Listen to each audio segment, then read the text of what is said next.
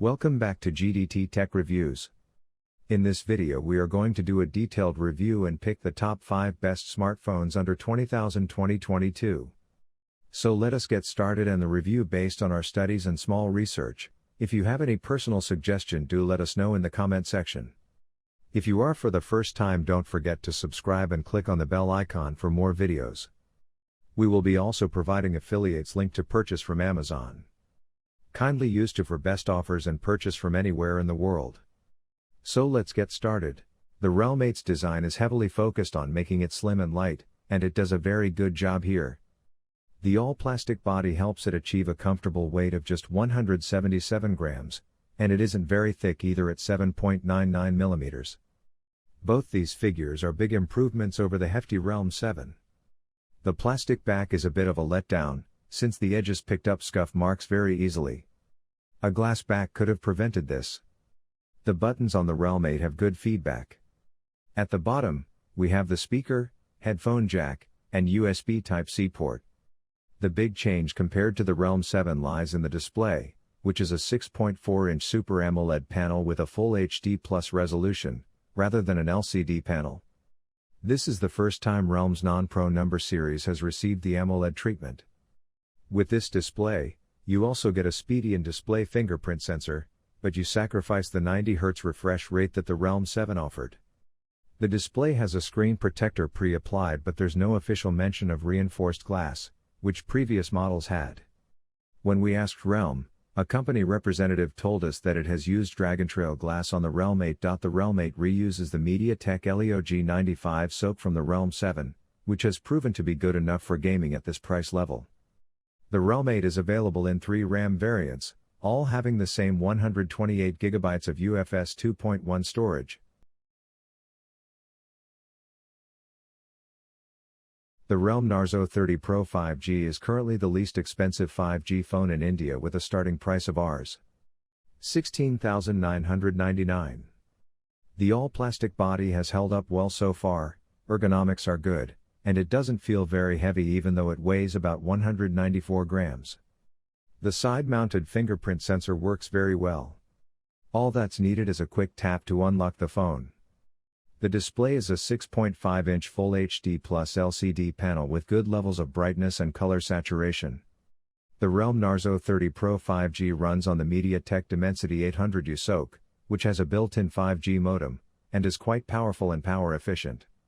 Software on the REALME NARZO 30 Pro 5G is a bit of a letdown since it's still Android 10 and not 11, which is what many others are offering.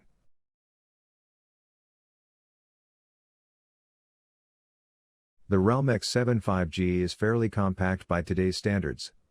The Nebula version is 8.3 mm thick and weighs 179 grams, while Space Silver shaves that down to 8.1 mm and 176 grams.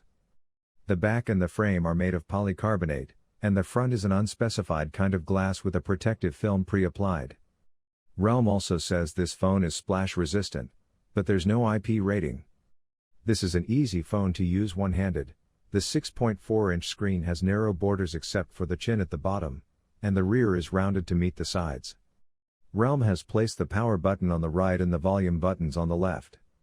There's an in-display fingerprint reader, plus the front camera is embedded in the upper left corner of the screen.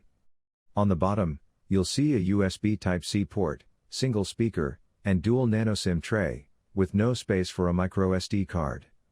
The 3 cameras on the rear are extruded individually, which is more or less the current style. Interestingly, REALME has gone with more elaborate packaging than usual, and there are some neat extras in the box. In addition to the X7 5G itself, REALME includes a 65 watts charger, more on this later, USB Type-C cable, clear plastic case, a SIM eject pin, and a Type-C to 3.5 mm dongle. Moto Edge 20 Fusion is physically bigger than the Edge 20, which it was launched alongside. The Edge 20 Fusion sports a 6.7-inch display with a centered camera hole and thin bezels on the sides. You get a tall display with a 20:9 aspect ratio. The smartphone has a plastic back and frame. The Edge 20 Fusion has a side-mounted fingerprint scanner integrated into the power button. I found the placement of the scanner to be convenient enough to unlock the smartphone when holding it in either hand. The volume buttons are above the power button and need a stretch to reach. Motorola has placed a dedicated Google Assistant button on the left side, along with the SIM tray. The Edge 20 Fusion is IP52 rated and should handle splashes without any issues. At the bottom, you'll find a 3.5mm headphone jack, USB Type-C port, primary microphone, and loudspeaker. There's only a secondary microphone at the top. Motorola Edge 20 Fusion sports a big 6.7-inch OLED display with Full HD Plus resolution, 90Hz refresh rate, and support for HDR10. It has good viewing angles and you can tweak color modes as well as the color temperature. Powering the Motorola Edge 20 Fusion is the MediaTek Dimensity 800U processor, with either 6GB or 8GB of RAM. Storage remains unchanged at 128GB for both variants, and you can increase this by up to 1TB using a microSD card in the hybrid dual SIM tray. While the IQOO Z3 does not follow in the footsteps of the gamer-centric IQOO 3, it succeeds as an affordable smartphone that not only looks good, but also offers a good processor considering its price. The IQOO Z3 uses the Qualcomm Snapdragon 768G, a mid-range SoC that surprisingly makes it to this affordable smartphone. While the performance of this new SoC is noticeable, it's not a gigantic leap over the competition. This is where the other interesting hardware bits of the IQOO Z3 come in. There's a triple camera setup that performs well in daylight but suffers in low light. The 4,400 mAh battery charges to 100% in just 60 minutes using the included 55 watts charging adapter. The 120Hz LCD panel is useful for gamers thanks to its 180Hz touch sampling rate. Factor in that attractive price tag, and IQOO seems to have a solid contender.